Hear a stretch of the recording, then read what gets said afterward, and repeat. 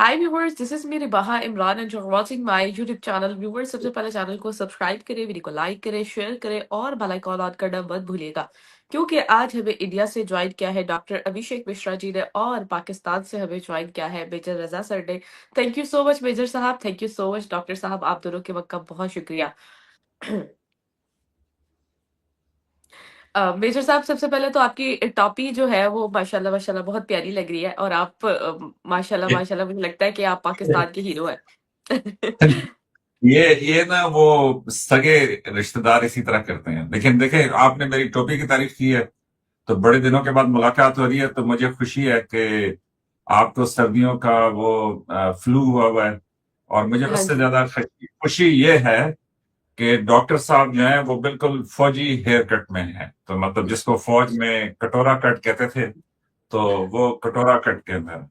और मुझे, आप जब आगाज कर रही थी तो मुझे एक टाइम पे ये लग रहा था कि शायद किसी दिन गलती से आप ये कह देंगी कि अभिषेक मिश्रा जो है वो ज्वाइन कर रहे हैं पाकिस्तान से और मेजर रजा जो है वो ज्वाइन कर रहे हैं इंडिया से। तो anyways, thank you very much, बहुत शुक्रिया। और बड़ी माजरत कि जी काफी दिनों से मैं था नहीं, लेकिन एक रीजन थी, उसकी वजह से नहीं था। ये हाँ नहीं कि जी, मुझे हाँ उल्टा जी, हाँ लटकाया जी। और आपको डॉक्टर साहब पे शुरू हो जाएंगे। कोई घरेलू रीजन थी, नहीं, बेगम मैं डंडे रिवाज मार जी को ठीक कर दूं। रिवाज जी ने कहा कि आपकी टोपी, हालांकि वो टोपी है, तो टोपी अच्छी लग रही है, बल्कि मैं ठीक कर दूं ये रिवाज जेन जी है डॉक्टर साहब, जेन जी। जी। टॉपी रहने दें। आप ही।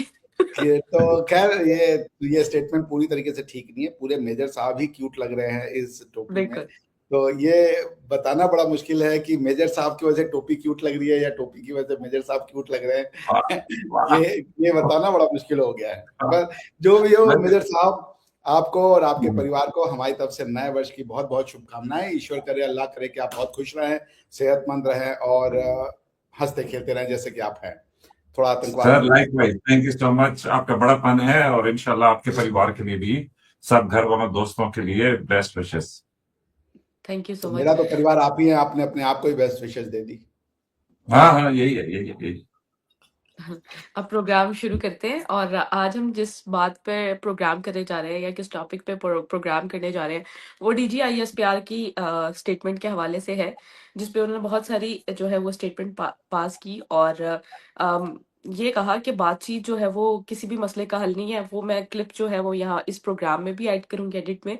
और मेजर साहब की जाने बढ़ते हैं, आगाज आज हम मेजर साहब से करेंगे। मेजर साहब, आपने तो वो क्लिप सुना, उस पर आपकी क्या ओपिनियन है, बताइएगा हमारे व्यूवर्स को।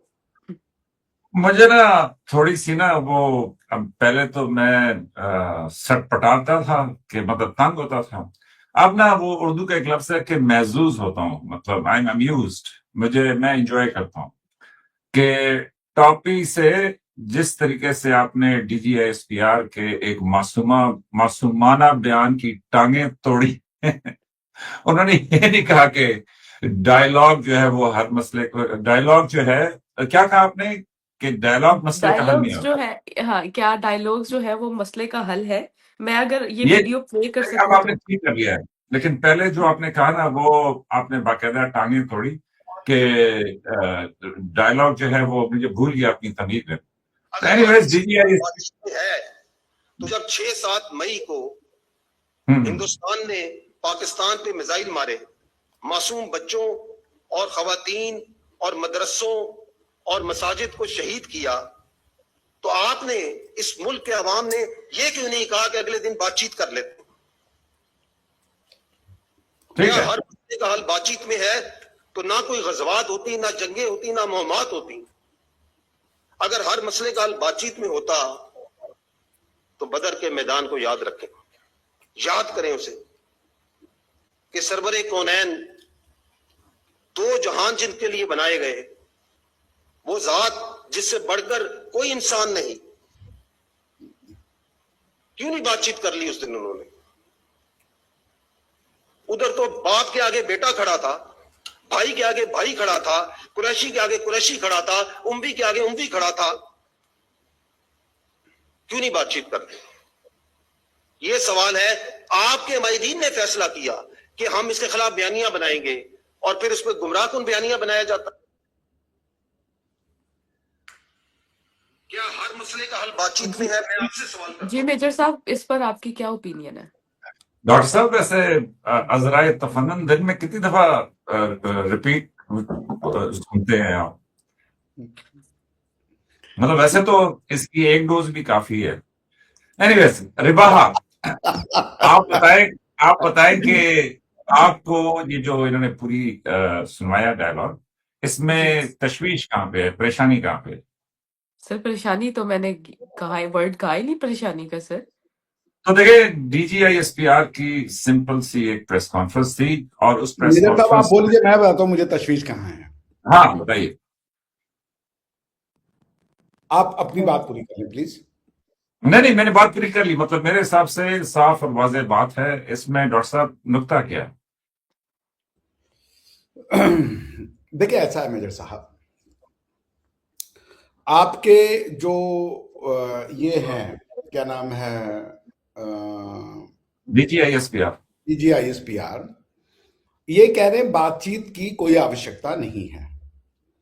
ये जंगे बदर, अब चूंकि मैं अपनी एनालिसिस लगाना नहीं चाहता वरना फिर ये बात कहीं से कहीं चली जाएगी, सोचने समझने की क्षमता होनी चाहिए। जंगे बदर में कुरैश को किसने कहा कि तुम्हारा भगवान गलत है? आप बात नहीं उठाते, कोई लड़ाई नहीं होती। अब कौन सही है कौन गलत, तो ये आप भी नहीं जानते और मैं भी नहीं जानता मेजर साहब, कि कोई भगवान सही है और कोई भगवान गलत है, ये नहीं जानता। पर यदि आप ये कहें कि जो फोर्स सही में यूज किया जा रहा है, अब कोई हमारे ऊपर आके इसलिए अटैक कर दे, वो कहे कि तुम्हारा दीन गलत है और हम तुमसे लड़ेंगे और अगर तुम नहीं लड़ोगे तो हम तुमको खा जाएंगे, तो मेरी बात समझ में आती है। लेकिन उसका भी जो है बातचीत ही किया जाता है उसको अवॉइड करने के लिए। जैसे अंतर क्या बता दूं मैं आपको जंगे बदर में और महाभारत में।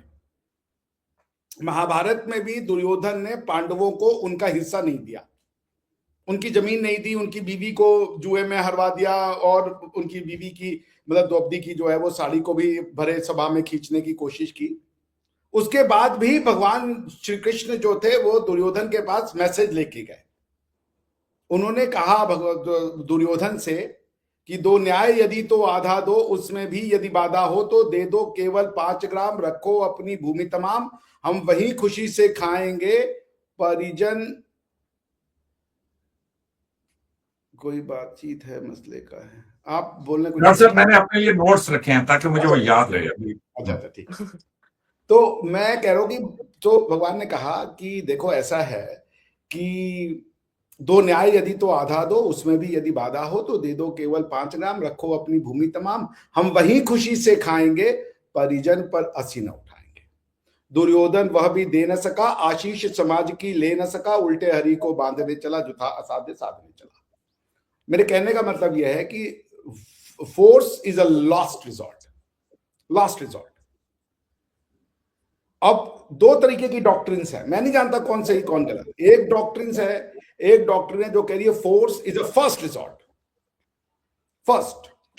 दूसरी डॉक्ट्रिन है कि फोर्स लास्ट रिजॉर्ट है, सेल्फ डिफेंस है। और अगर आप कभी ना यूएन चार्टर में आर्टिकल 51 के ऊपर इंटरनेशनल कोर्ट ऑफ जस्टिस के डिसीजन को पढ़िए तो आर्टिकल 51 में सिर्फ इतना लिखा है कि सेल्फ डिफेंस करने के लिए आर्म्ड अटैक का होना जरूरी है। लेकिन इंटरनेशनल कोर्ट ऑफ जस्टिस ने आर्टिकल 51 को इंटरप्रेट करते हुए Nicaragua versus United states of America के केस में यह कहा कि आर्टिकल 51 जो है वो भले ट्रीटी रूल है लेकिन ये कस्टमरी इंटरनेशनल लॉ को रिफ्लेक्ट करता है। It's the codification of customary international law.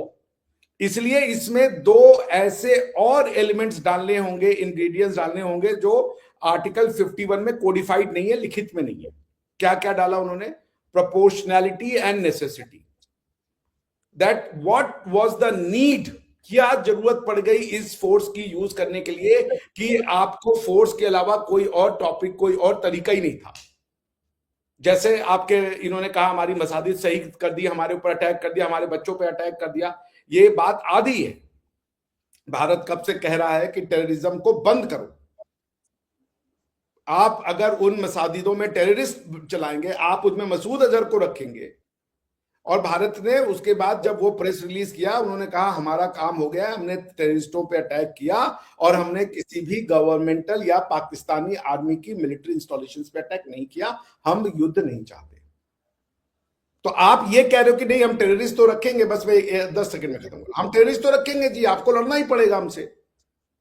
या तो हमारे हिसाब से जिंदगी जी लो, हमारी एक डॉक्ट्रिन है, उसी हिसाब से तुम्हें चलना है, हम तो बदलेंगे नहीं, लेकिन आपको अपने हिसाब से सारी अपनी इतिहास को आप पीछे रिमूव कीजिए, हटाइए और हमारे हिसाब से चलिए जी।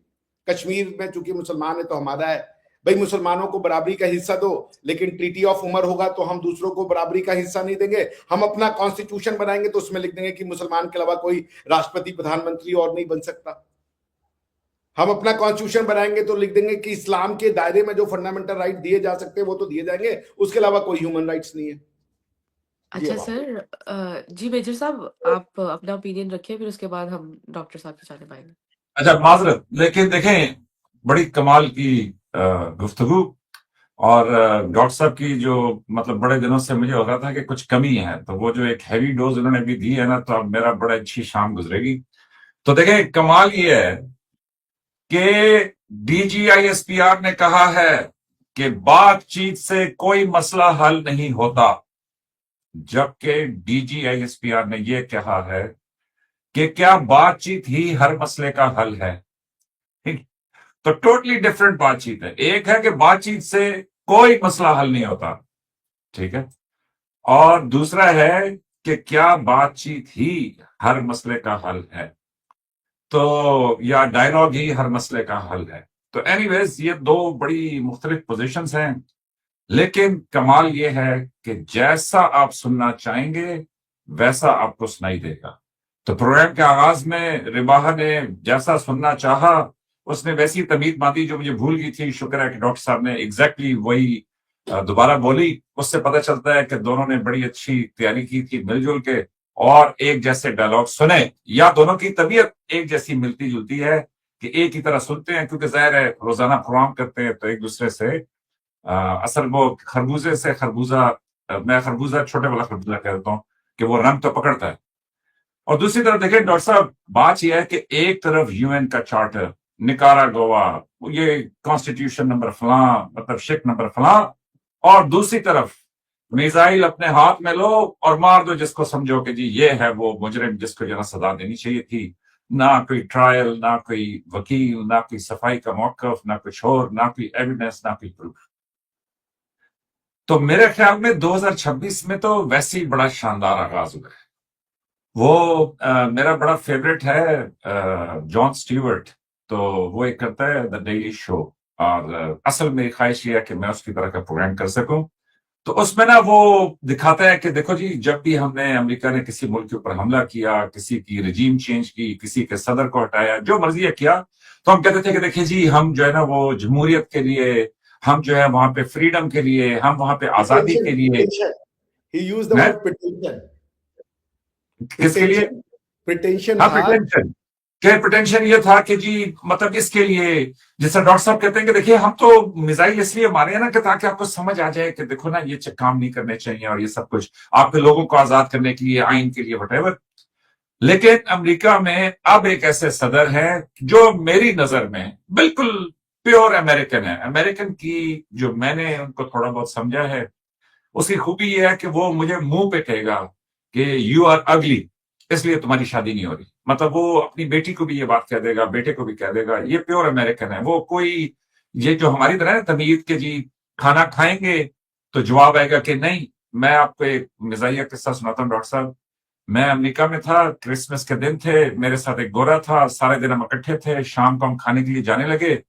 तो उसने मुझे कहा कि जी मेरा जो चचा है उसका बेटा जो है उसके घर में पार्टी है क्रिसमस की, प्री क्रिसमस पार्टी है, तो अगर तुम माइंड ना करे तो उधर ही खाना खा लें। मैंने कहा कोई मसला नहीं है, चले चलते हैं। तो हम उसके घर चले गए। बाहर बर्फ पड़ी हुई डॉक्टर साहब, गुप अंधेरा है, 5 बजे अमेरिका में शाम हो जाती है, रेस्टोरेंट 6 बजे बंद हो जाते हैं। तो जैसे ही हम उसके घर पहुंचे तो उसका कजन बाहर आया, उसने बताया कि ये रजा जो है पाकिस्तान से है। तो उसने कहा hello, nice to meet you, ये वो।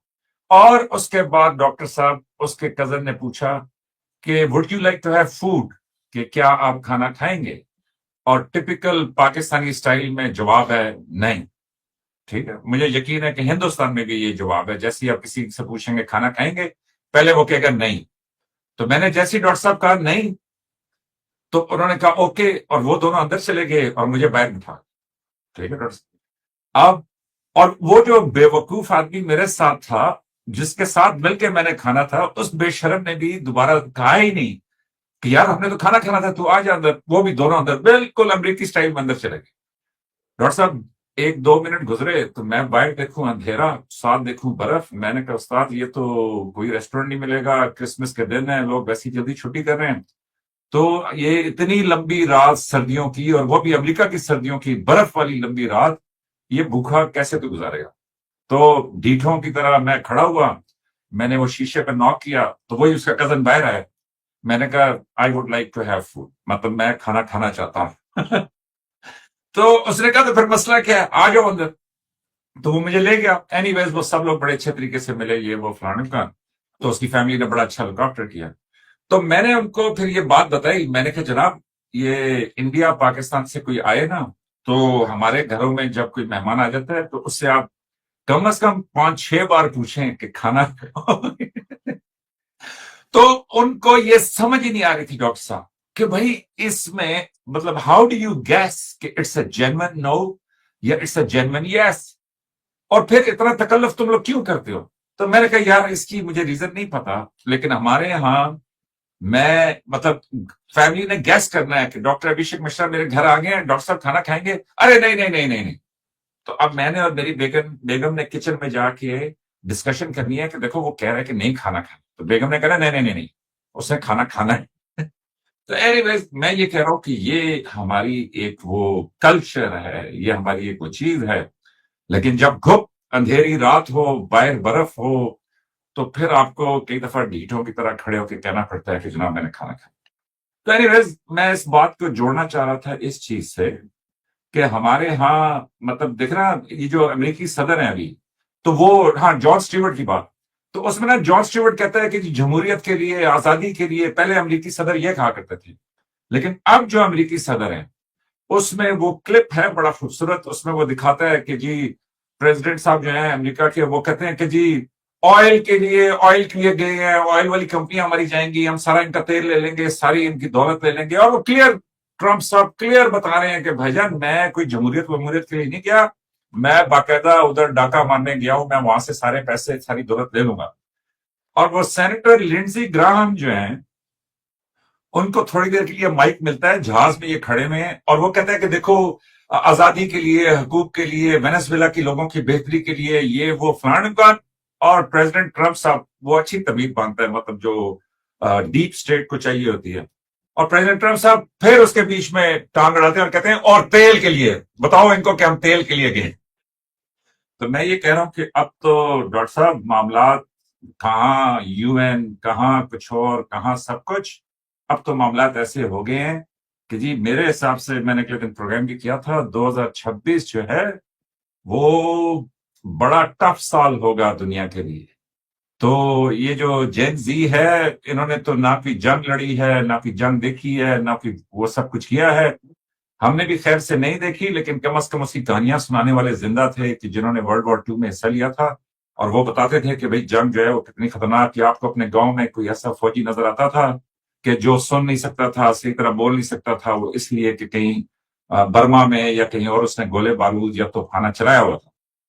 तो मेरे ख्याल में 2026 में इंडिया पाकिस्तान स्टिल बड़े बेहतर मुल्क हैं। डॉक्टर साहब ठीक है, जितनी मर्जी है तनकीद करें, सब कुछ करें, लेकिन देखिए जी जयशंकर साहब ने हाथ मिलाया ना जी अयाज सादिक साहब के साथ। तो बाकी किसी को पसंद आया नहीं पसंद आया, मुझे जाती तौर पर बड़ी खुशी हुई कि जी उन्होंने हाथ मिलाया।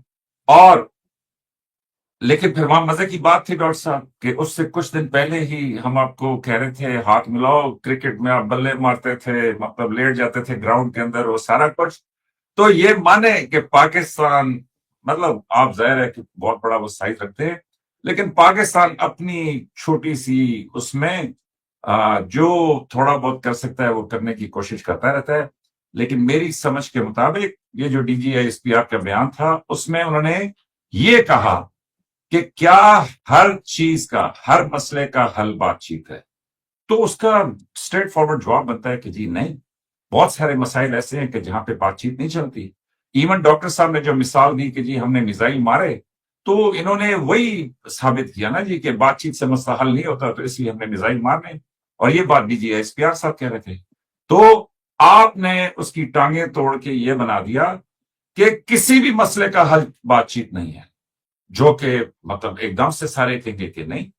तो मेरा ख्याल में कि 2026 बड़ा टफ साल है और इसमें इंडिया पाकिस्तान में जो एनालिस्ट या जो ओपिनियन मेकर जितनी बातचीत कर रहे हैं, अब हमारा टाइम है कि वो जिस तरह गांव में कोई ग्राउंड होता है ना, कि उसके बन्ने पे बैठ के हाथ ऐसे रख के देखें कि ट्रंप ताया क्या कर रहे हैं, वो स्टामर अंकल क्या कर रहे हैं, वो जो दूसरे उधर रूस वाले हैं वो क्या कर रहे हैं, और इनको एक दूसरे के ऊपर जो उन्होंने करना है, जमहूरियत फैलानी है या ऑयल लेना है, ये सब कुछ करने दें। और इंडिया पाकिस्तान को, बल्कि इस पूरे रीजन को चाहिए कि वो बच बचा के ना इसमें से निकल जाए, ताकि 2026 में जो ये सब कुछ होना है उसके बाद हम बेहतर पोजीशन में हों, जिस तरह दूसरी जंग अजीम के बाद अमेरिका एक इंतहाई एडवांटेजियस पोजीशन के अंदर था। तो मेरे तो ये अपनी वो कॉन्टेक्स्ट है कि जिसमें मैं चीजों को देखता हूँ। लेकिन 12 एनीवेज बातचीत लंबी होगी, लेकिन ये ठीक है कि जैसा आप सुनना चाहे, मेरा भी मोबाइल नहीं है, वरना उसमें मेरी बेगम जब कोई इस तरह के डायलॉग मारती है, मैंने बिल्कुल कुछ और कहा होता है और उसने बिल्कुल उल्टा सुना होता है, तो मैं वो लिख लेता हूँ। तो अभी माजरत मेरे पास मोबाइल नहीं है, वरना मैं आपको लाइव मतलब ऑथेंटिक रेफरेंस के साथ बताता कि जी क्या मैंने कहा और आगे उसको सुनाई क्या दिया। डॉक्टर साहब, ये अभी मेजर साहब ने डॉक्टर एस जयशंकर की बात की कि उन्होंने हैंडशेक किया, उसके कुछ दिन बाद ही हम देखते हैं कि उन्होंने जो स्टेटमेंट पास की है कि पाकिस्तान जो है बुरा नेबर है, ये डॉक्टर एस जयशंकर साहब की स्टेटमेंट रही। उसके अलावा फिर ये जो वेनेजुएला में जो हुआ, उसके बाद अवैसी साहब ने भी कुछ स्टेटमेंट पास की कि जो वहां पर हुआ है वो पाकिस्तान में भी होना चाहिए। 26/11 को मद्देनजर रखते हुए मसूद अजहर के हवाले से उन्होंने मेंशन करते हुए ये बात की कि उनको भी इस तरह पकड़ लेना चाहिए, मोदी साहब को मुखातिब करते हुए। तो क्या कहेंगे डॉक्टर साहब इसको देखते हुए आप? बस मेरी एक अर्जी रख लीजिएगा कि बस एग्जैक्ट चंद मिनट के बाद हम खत्म करेंगे, 22 मिनट और। ठीक है सर, ठीक है। देखिए, ऐसा है कि पहले मैं ये जो मेजर साहब ने इंटरप्रिटेशन दी है कि क्या हर मसले का हल बातचीत है, क्या बातचीत से हर मसला सुलझाया जा सकता है, ये अगर आप कह रहे हैं कि बातचीत से कोई मसला हल नहीं होता, कोई बातचीत ही मसले का हल है, हर मसले का हल बातचीत है। आपको वॉर के बाद भी फोर्स भी बातचीत करने के लिए ही की जाती है। तो बिल्कुल, आप जब आप फोर्स होते हैं, यूज करते हैं, लास्ट रिजॉर्ट होता है, लास्ट। बिल्कुल पहलगाम पे अगर हम प्राइमा फेसी देखें तो मेजर साहब ने सही कहा कि पहलगाम पे हमने अटैक किया, हम बातचीत कर लेते। लेकिन ये आइसोलेशन में फेंकी गया ये स्पिन है जो उन्होंने पूरे ट्रांजैक्शन को नहीं दिया। 2014 में प्रधानमंत्री शपथ लेते हैं, उनके पहले वाले सारे ट्रांजैक्शन को भूल जाते हैं।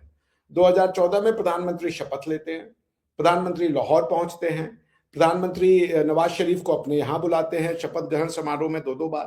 प्रधानमंत्री जी नवाज शरीफ साहब की बिटिया की शादी में पहुंचते हैं, उनके माता जी के पैर छूते हैं, उनको शॉल गिफ्ट करते हैं।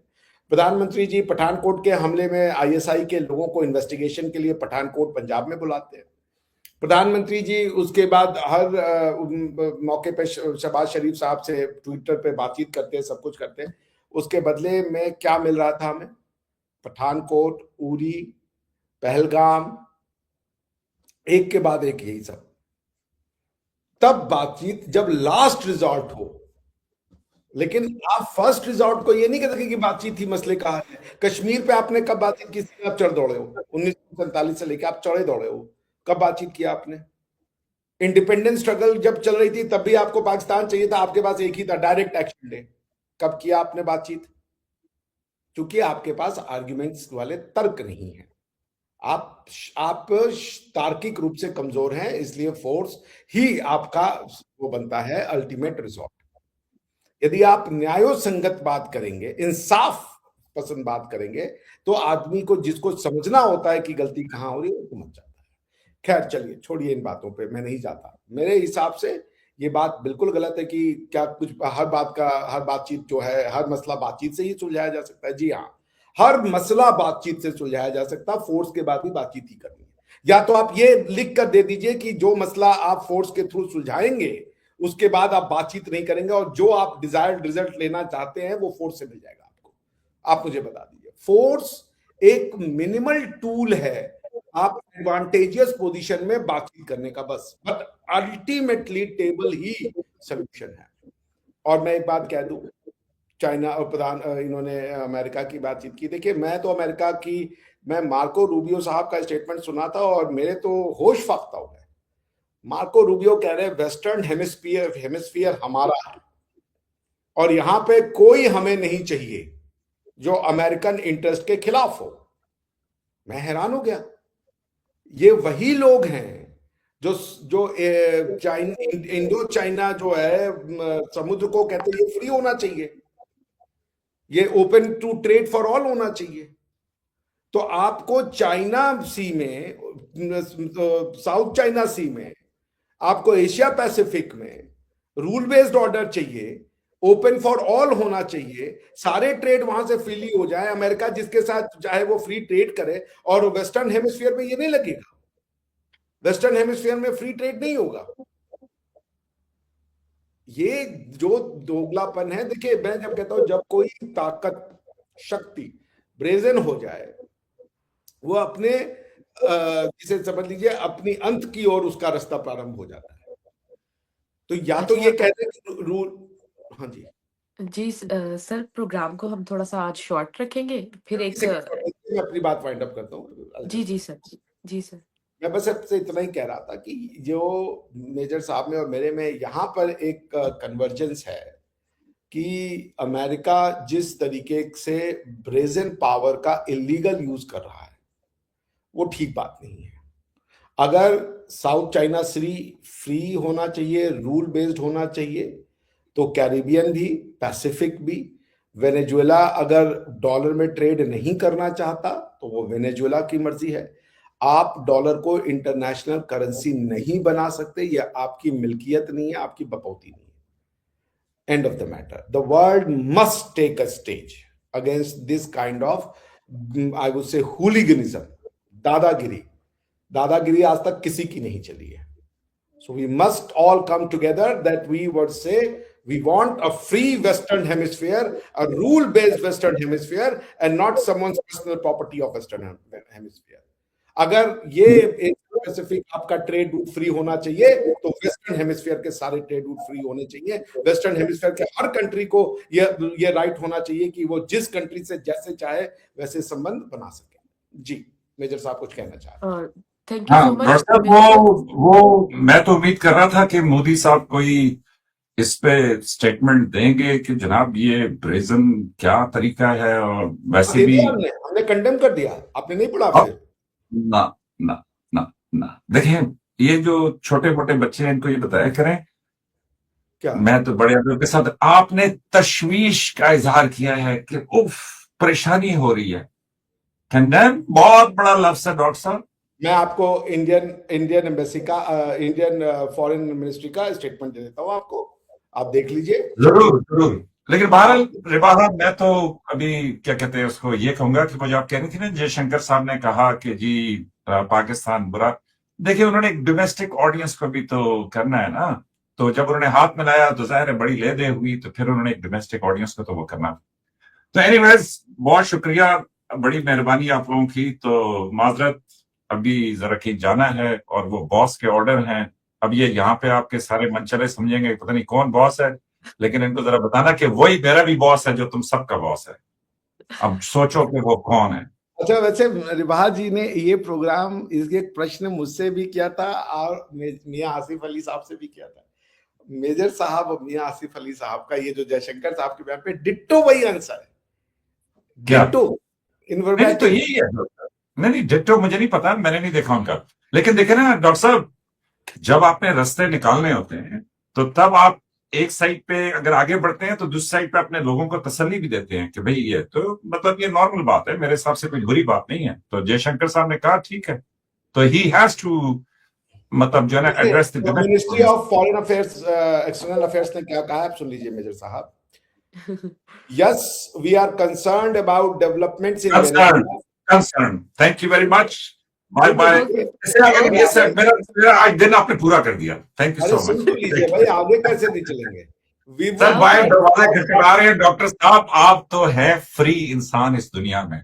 ठीक है, वो भाषण देना था जो आपने नहीं दिया. काश पहले मुलाकात हुई होती. Bye Okay, bye. ये मेजर ऑनियन साहब बहुत पे शुक्रिया आपका. पाकिस्तान से कोई आ रहा है मेरी बेइज्जती करके चला जा रहा है, कह रहे फ्री इंसान है यार, बहुत मशरूफ है भाई. नहीं बेइज्जती, मैं आपको दिल से कह रहा हूँ. हाँ, दिल से कह रहे कि आप खाली इंसान है यार, हैं? बड़ा नो यार, नो नो नो अजीम मैंने आपकी फ्री. टोपी की तारीफ करी, मूंछों की तारीफ बहुत करी. शुक्रिया आप- मेजर साहब, आपके डॉक्टर वक्त का साहब, बहुत आप शुक्रिया. अजीम इंसान है. मैंने अगले दिन एक प्रोग्राम में आपका हवाला भी दिया है. मैंने उसमें कहा है कि डॉक्टर अभिषेक मिश्रा ने ये बात कही और मैं उसके ऊपर सोच में पड़ गया. वो जो आपने कहा था कि जी ये जो मोरूसी सियासतदान हैं, they are the best people to serve. तो मैंने चीफ मिनिस्टर पंजाब हैं मरियम नवाज, उन पे एक प्रोग्राम किया. वो काफी घूम फिर रहा है, लेकिन डॉक्टर साहब एक प्रोग्राम वायरल हुआ और उसके ऊपर मेरे एडिटर ने ऐसी लगाई है कि मैं हिल हिल हिल के आ रहा हूँ, कल हिल हिल के इधर जा. मैंने कहा वेरी गुड, तू भी चांद का टुकड़ा है. बाय बाय, अल्लाह हाफिज. Okay sir, thank you so जी, मच अल्लाह मेजर साहब, आपके हाफिज. वक्त का बहुत बहुत शुक्रिया. और डॉक्टर साहब आपके वक्त का भी शुक्रिया. नेक्स्ट प्रोग्राम तक के लिए हमें दे इजाजत. Thank you so much.